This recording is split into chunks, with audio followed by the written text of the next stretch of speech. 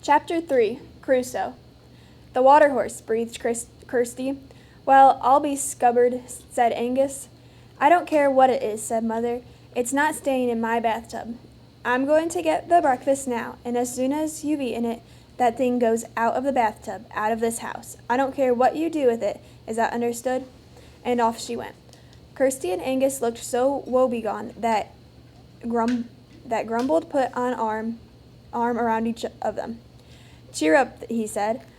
We'll think of some way to make sure he's all right. How do you know it's a he, said Kirsty. It might be a she. That's true, said Grumble. I don't know how you could tell, but we'll have to decide one way or another. Why, said Angus. So that we can give it a name. It must have a name if we're going to keep it. Keep it, cried the children. But Mother just said, Your mother only said it must go out of this house. I don't care what you do with it. That's what she said. So we'll decide what we want to do, and then we'll do it. Now go to my mom, Kirsty, and you'll see some loose change on top of the dresser. Bring me a coin. Any coin will do. When Kirsty came back with a 6 pence, Grumble balanced it on his thumbnail. Now, he said, heads is a boy, tails is a girl. All right? And the children nodded. He flicked the coin high in the air. It fell on its edge and rolled underneath the claw-footed bathtub. Angus, the smallest, crawled on his tummy to retrieve it. What is it? Said Kirsty. It's a boy, called Angus triumphantly. What shall we call him, then? Said Grumble. Between them, in the next few minutes, they managed to suggest a host of names, but no one approved of anyone else's choices. Kirsty liked the kind of names that might have suited a real horse or pony. Starlight, Bony Boy, Surefoot, Trusty, and Thunderer. Grumble favored good Scottish family names, such as Stewart and Sinclair, Mackenzie, McGregor, and Tullybane. Angus chose fierce, aggressive names suitable for the enormous monster he thought the creature would one day be, like Skull Cruncher, Super Jaws, Backbreaker, Cow Killer, and Drink Blood. But they could not agree. And when Mother called that breakfast was ready, they all went to get dressed, leaving the infant water horse paddling namelessly around the bathtub. Breakfast was an unusually silent meal at first. Grumble, Kirsty, and Angus were all still busy trying to think of a name. Mother was feeling a little guilty that she had reacted so harshly in ordering the immediate expulsion of the animal. After all, whatever it was certainly quite extraordinary. And the children were so thrilled about it. As for her father, why, she hadn't seen him look so happy in years. There he was now, eating his breakfast without a word of complaint. Usually the porridge wasn't salty enough, or the egg wasn't done, the toast was too light or too dark, or the tea too weak or too strong. She caught his eye, and he actually winked at her. All right, said Mother, I've changed my mind. You can have the rest of the day to decide among the three of you what you're going to do with the creature. But I want it out of this house by this evening, and that's my last word. A good decision, said Grumble. The children beamed. Mother was encouraged to go further. And I suppose you might as well feed it the rest of that can of sardines, she said. Can't I have them? Said Angus. No, a good decision, said Kirsty. We've been trying to think of a name for him, said Grumble. It's a boy, said Angus, again with satisfaction. But we couldn't agree, said Kirsty. Got any ideas? Said Grumble to Mother. Mother thought for a minute. Well, he was washed up on the shore, wasn't he? She said. He was a castaway, and the most famous storybook castaway I can think of was Robinson Crusoe. How about that? Now there's an idea, said Grumble to the children. That story was based on a real-life castaway, and he was called Alexander Selkirk, and he was a Scot.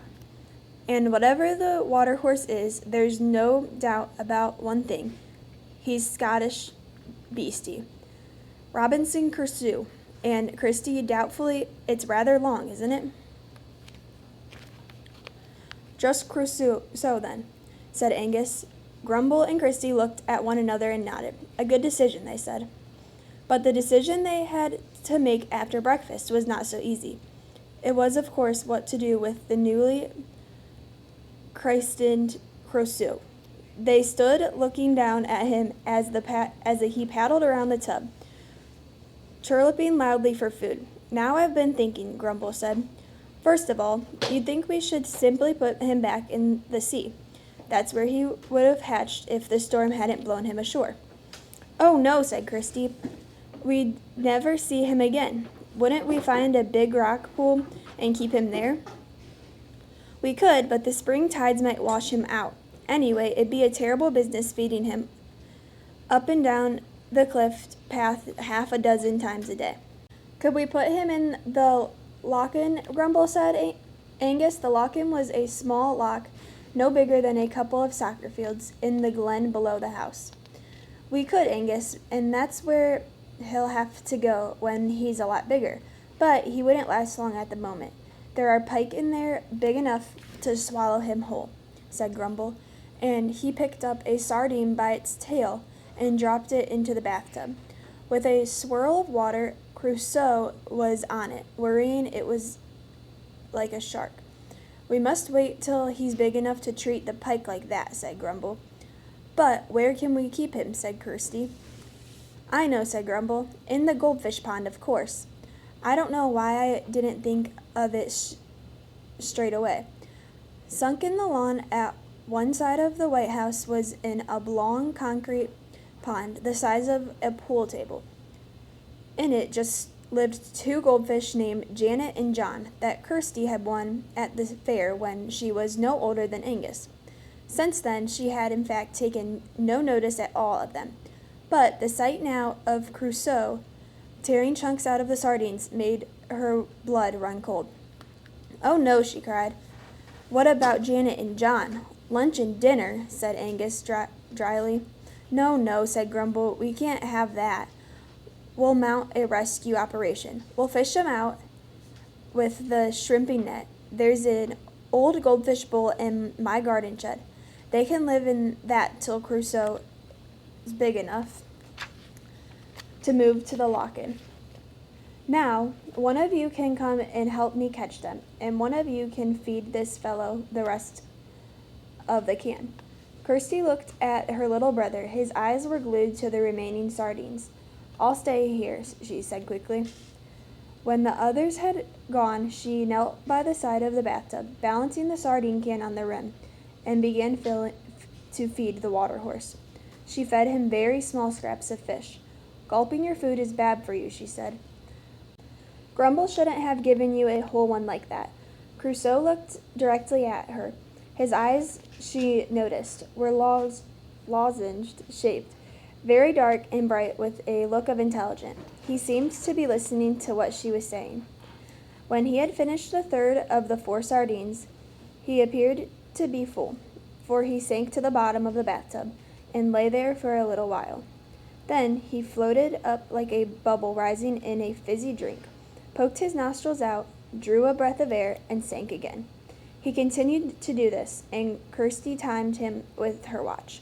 She found he was able to hold his breath for about a minute.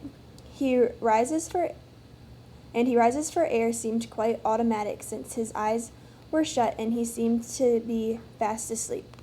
After around a quarter of an hour of this, Crusoe surfaced properly and looked up at Kirsty once more.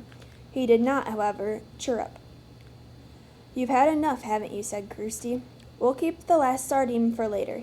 Her fingers were oily, and she was just about to rinse them in the water when it occurred to her that Crusoe just might treat them as he had the fish. Don't be such a baby, Kirsty, she said to herself. His teeth aren't all that big, and anyway, it will never do to let him think I'm afraid of him. So she put her one finger down slowly, saying all the while in a quiet voice, Good boy, Crusoe, good boy, until it was touching his nose. Very gently, he licked it.